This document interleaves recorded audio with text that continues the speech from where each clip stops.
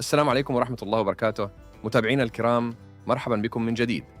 أتمنى أن تكونوا جميعا في أتم الصحة والعافية.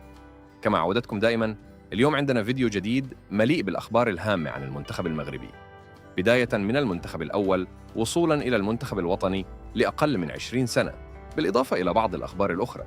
وأكيد ما نطولش عليكم وندخل في التفاصيل مباشرة. أشرف حكيمي وغيابه عن مباراة الغد. كما ورد في الأخبار، أشرف حكيمي غادي يغادر معسكر المنتخب المغربي للالتحاق بناديه باريس سان جيرمان. هذا القرار جاء بناء على اتفاق ودي بين الجامعة الملكية المغربية لكرة القدم وإدارة النادي الفرنسي. حكيمي لن يشارك في مباراة الغد ضد ليسوتو.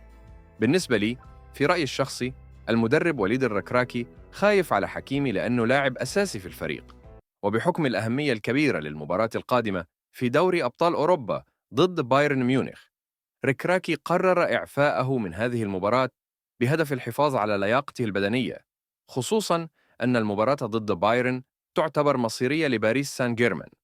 بالنسبة للتغييرات التي قد تحصل في التشكيلة، المدرب قد يواصل في غالبية التشكيلة التي لعب بها ضد الغابون، لكن مع بعض التعديلات. مثلاً، آدم ماسين من المتوقع أن يلعب مكان جمال حركاس في الظهير الأيمن، وأيضاً قد نرى نصر مزراوي مكان أشرف حكيمي في مركز الظهير الأيسر. نرى آدم أزنو سفيان رحيمي سيعود للمشاركة في مباراة ليسوتو بعد غياب.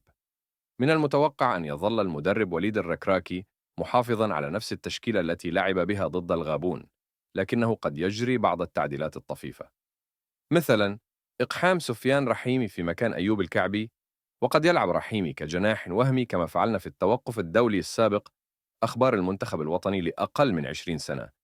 بالنسبة لمنتخب أقل من 20 سنة، تعرض الفريق لظلم تحكيمي كبير في مباراتهم ضد المنتخب التونسي. في الشوط الأول كانت هناك حالتان واضحتان تستحقان ضربة جزاء لصالح المنتخب المغربي، لكن الحكم لم يحتسبهما. الحالة الأولى كانت عندما المرابط تعرض للمس في اليد من المدافع التونسي في منطقة الجزاء، بينما الحالة الثانية كانت عندما تعرض عثمان للعرقلة داخل المنطقة.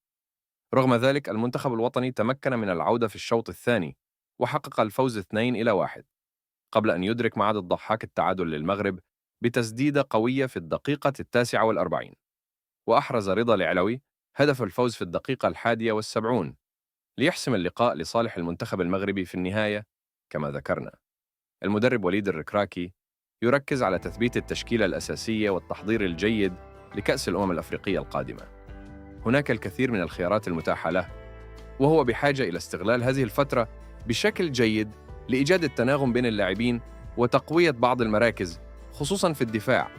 وبالنسبة لنا كمتابعين، نحن متفائلون بمستقبل المنتخب الوطني وأدائه الرائع في المباريات المقبلة. كل التوفيق لهم، وإن شاء الله الفوز حليفهم في المباراة القادمة ضد ليسوتو